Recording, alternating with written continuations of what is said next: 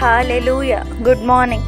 ప్రతిదినము దేవుని కృపావార్త కొరకు ఎదురు చూస్తున్న నా ప్రియమైన దేవుని బిడ్డలకి నా వందనాలు. ఈ దినము పరిశుద్ధాత్మ దేవుడు జీవ గ్రంథంలో నుండి మన కొరకు ఇచ్చిన వాగ్దానం గలతీయులకు రాసిన పత్రిక 2వ అధ్యాయం 20వ వచనం. నేను క్రీస్తుతో కూడా సిలువ వేయబడి ఉన్నాను, ఇకను జీవించువాడని నేను కాను, క్రీస్తే నా యందు జీవించుచున్నాడు.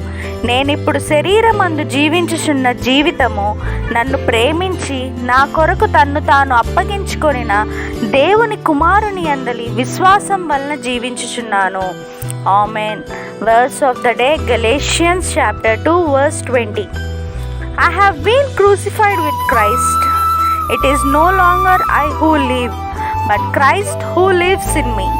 And the life I now live in the flesh, I live by faith in the Son of God, who loved me and gave himself for me. Amen. ప్రభు యొక్క కృపా సమాధానాలు మీకు మీ కుటుంబానికి ఎల్లప్పుడూ తోడై ఉండునుగాక. ఈ వాగ్దానం విన్న మీ అందరినీ శాశ్వతమైన ప్రేమతో ప్రభు ప్రేమించునుగాక. May God bless you and wipe away every tear from your face. Amen.